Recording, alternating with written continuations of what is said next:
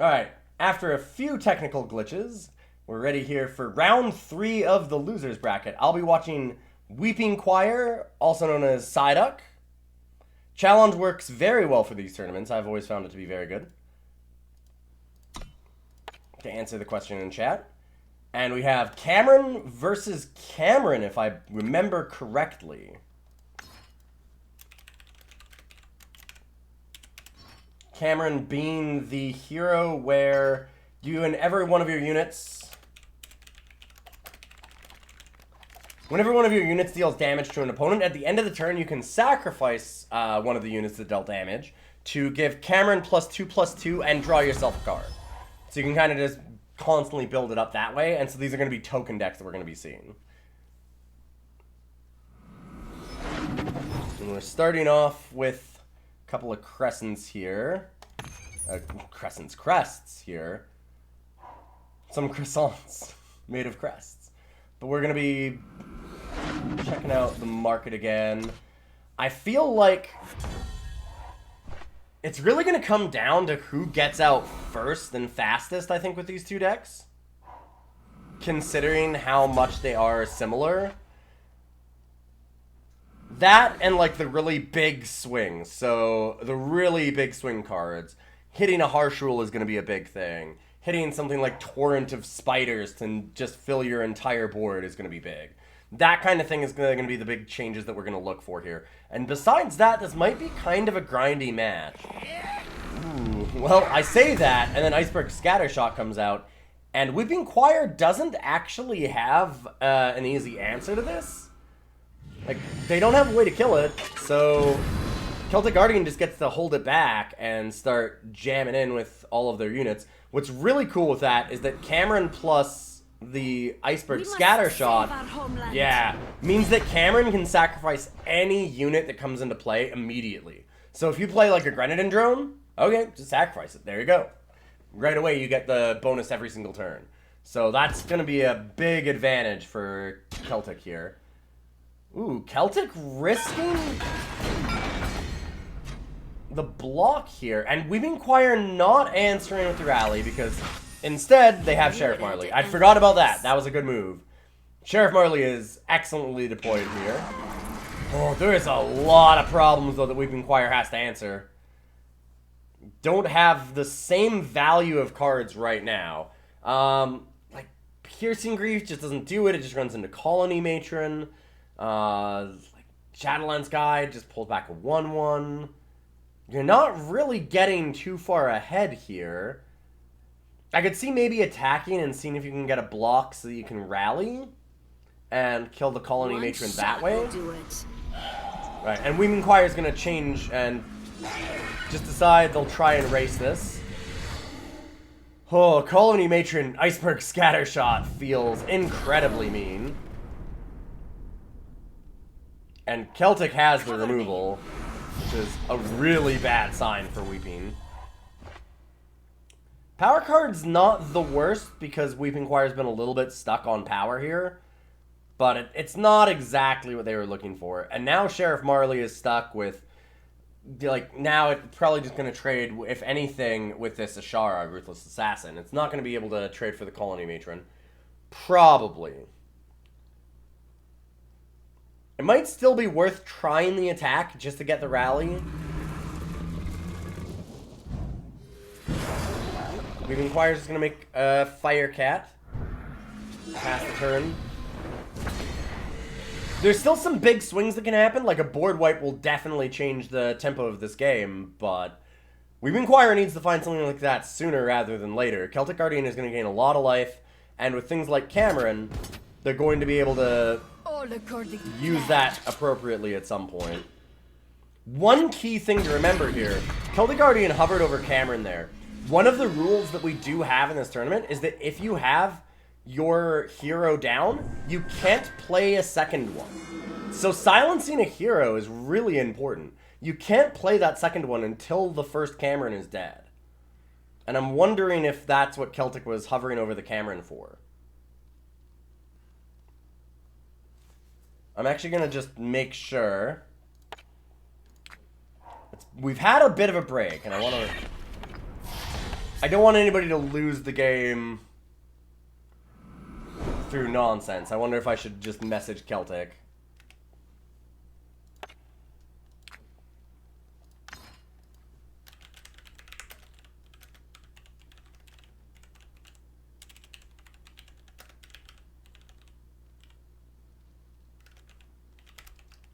I don't want to warn them before they've made the decision necessarily, because that does swing the game, and it is their job to know the rules, but I also don't want them to just lose by playing it.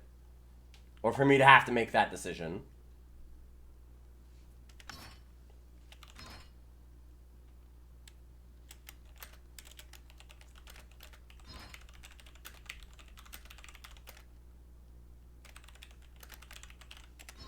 Right, I just needed to make sure that was happening.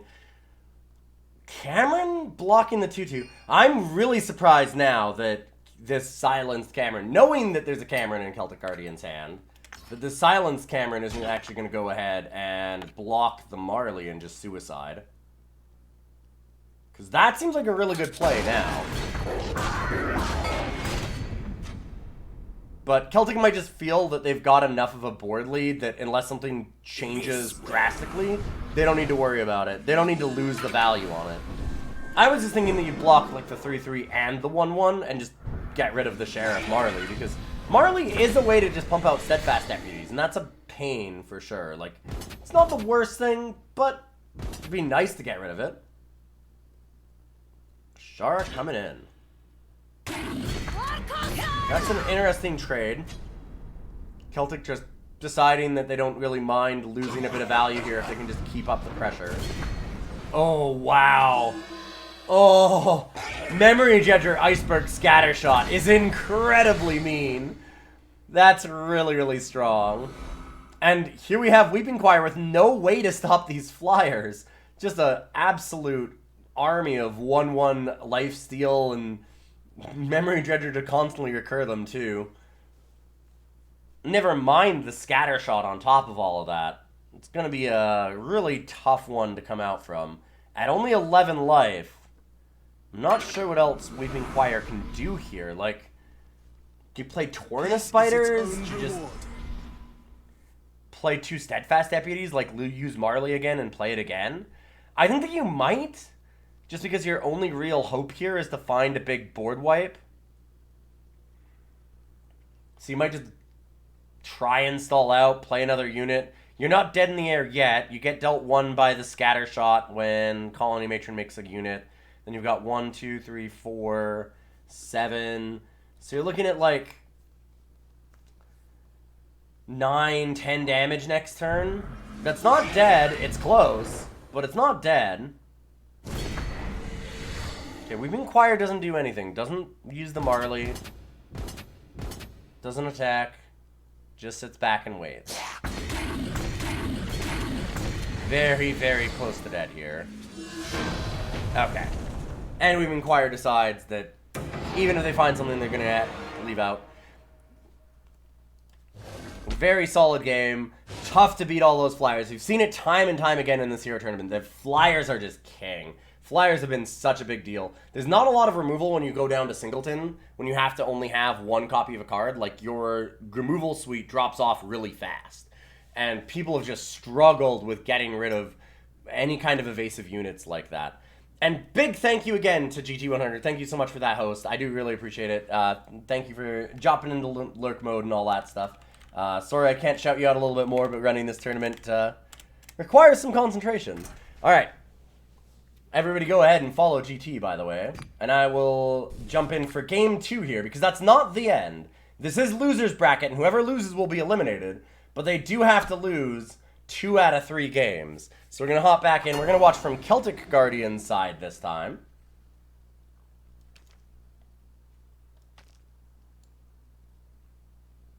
Alright. This is interesting.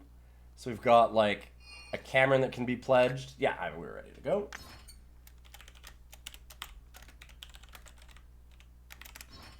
Good luck. Make sure to give good luck to everybody. When I said good luck to Celtic last, I said good luck to Weeping Choir last time and not Celtic, and Weeping Choir immediately lost. make sure that we have an even playing field, and I curse both players appropriately. Yeah, so we're going to see Cameron get pledged for Shadow, which I'm sure Celtic doesn't love, but it does give all 3 colors. They still have a Merchant, they still have Wing Brewer to dig, they've got the assembly line to get a bunch of tokens out. It seems like a more than acceptable hand to keep here.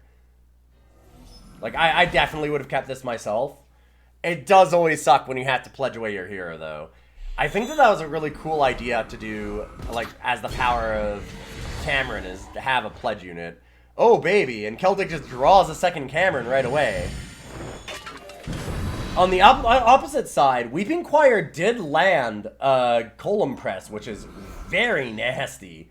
Like, that's a pretty big deal here for a long, grindy game if they end up going that way.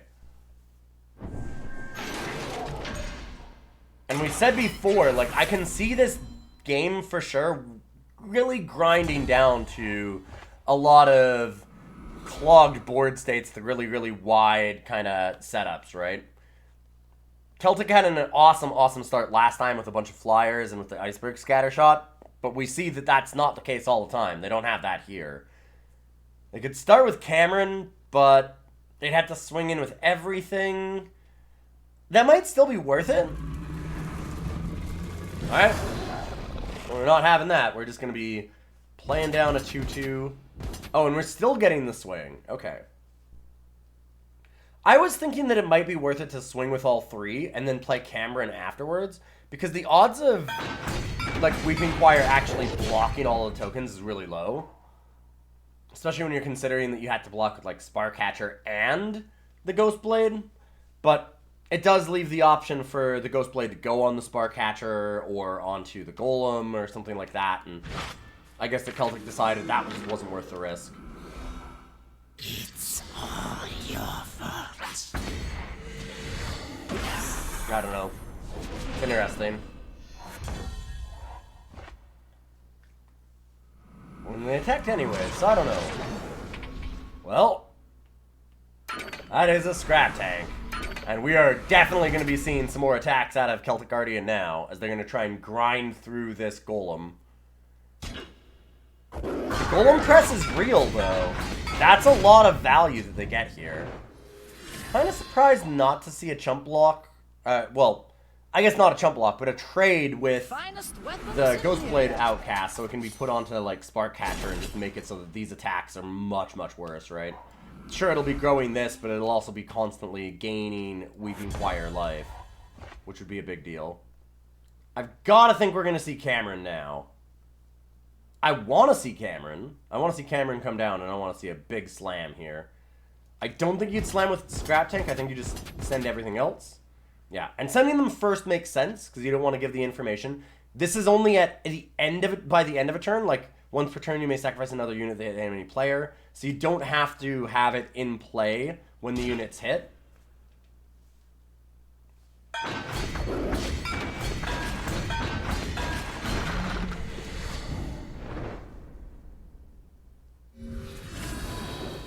We've got a 7/7 Scrap Tank. And there's the Cameron. So now out of the market, with Red Canyon Smuggler, we can see Display of Ambition, Milos, Regent's Tomb, Pristine Light, or some more fixing. We're not going to see fixing, that's for sure. Okay, and Weeping's going to be able to get down the Scrap Tank. That's a pretty big problem still, though, because Cameron is almost worse.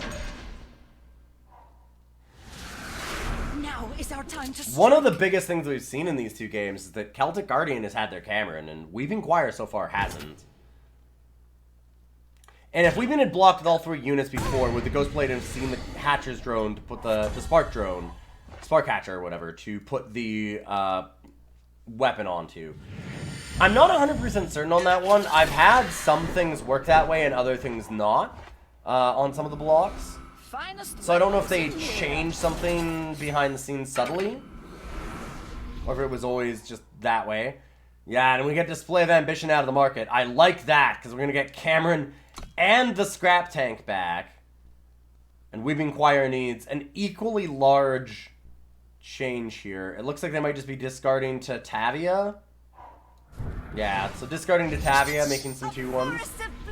Like, that is the nice thing right now about Weeping Choir's board, is that they don't have a lot going on in hand. They haven't gotten the big bombs like we've seen CelticGuardian have.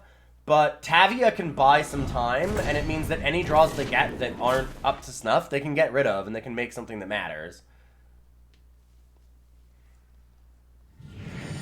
Problem is, we know Scrap Tank and Cameron coming back down in the next 2 turns. So I've got to imagine this is just swing with the whole team. You've got to go all out. I really don't like that attack, because we know that the Golem Press is there. Like, that was really not a hindrance to Weeping Choir. That was kind of a throwaway merchant. This is Singleton, but 4 of your commander or hero, yes. In Eternal, they're called heroes, so that's what we're calling them.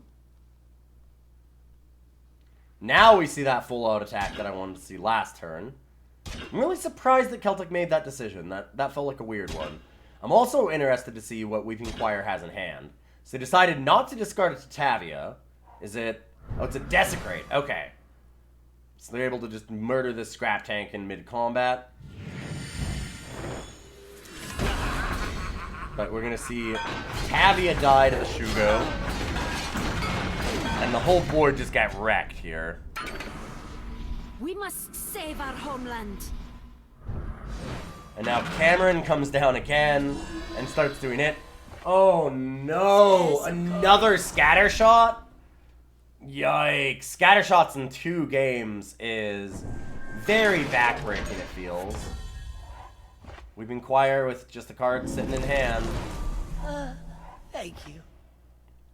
And Celtic manages to steal a Zolta Convoy, which feels pretty good here. Again, Celtic just trying to go wide around Weeping Choir. Anything that makes more than 1 unit is a pretty big boost. Especially with this Cameron Scattershot combo. And we have to have a block on the 9/9, essentially. I mean, I guess not have to, but it's almost guaranteed death next turn if you don't. And Weeping Choir with just nothing in hand. Hidden Road Smuggler.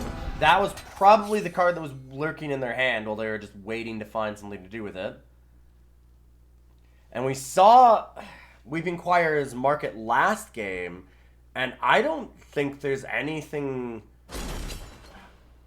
enough to change this game. Like, we've got the Pristine Light, sure. Kills Cameron, but you still have to deal with that scatter shot, right? And when you see Celtic... oh, no! Cameron coming in again, the 3rd one of the game? Oh, that's unreal. Oh, that hurts so bad. Man, and now Wingbrewer comes down, draws the Cameron to hand. Celtic thinking about using that Urchin and deciding to just go for the 3/3. I feel real bad for Weeping Choir here. This is... Some of those games, they just happen. Like, the Golem Press definitely gave Weeping Choir a lot of time to try and recover. But fighting against triple Cameron is very tough in this mirror match, for sure. And yeah, and CelticGuardian is just in haymaker mode right now, just drawing absolute gas every turn. And being helped out by that with, like, Wingbrewer as well. Now they have their own Golem Press, which is going to do double damage with Iceberg Scattershot, too. So that's going to be 2 damage every time they make a Golem. Join them. We found the Piercing Grief that's been lurking in Weeping Choir's deck. I'd actually kind of forgotten about that. I don't think that it matters here. It buys a little more life for Weeping Choir. What can they do with that, though? Keep digging. Get out a little more damage by this Urchin.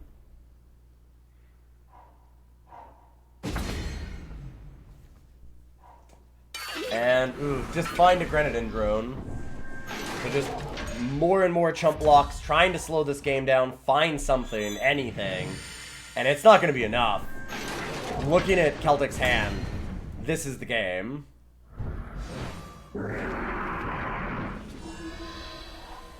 They should just need to play... Oh, wow. Drawing Sheriff Marley off of... Oh, goodness. Sheriff Marley off of the Cameron sacrifice so they get the immediate silence and can replay another golem. Absolutely backbreaking. What an end to the game. What an incredible, incredible hand from CelticGuardian, and just ran over poor Weeping Choir here, who just did not get the draw that they needed to fight off something that was that insane. Just unbelievable top deck combos there. Really, really powerful synergies that CelticGuardian has decided to put in this deck. Like, it shows, too, that it's not just about, like, being lucky here necessarily either, though. Some of it is that CelticGuardian constructed a really good deck. This is something they wanted to do. They really desperately tried to set up a deck where they would have all of these synergies with the Scatter Shot, with the Cameron, with the, you know, like, Golem Press, and all of the different cards we're seeing here coming together and just making an incredible game. Unfortunate for Weeping Choir, they were on the receiving end of some very good draws off of it. So, very appreciative of both of the players. Well played by both sides. Weeping Choir hung in for a lot longer than I expected. They did a really good job of just kind of mitigating damage when they could. Just trying to dig deep into that deck. But sometimes it just doesn't respect you. And this is one of those times. So that will mean that we now have Psyduck, unfortunately, leaving our tournament for now.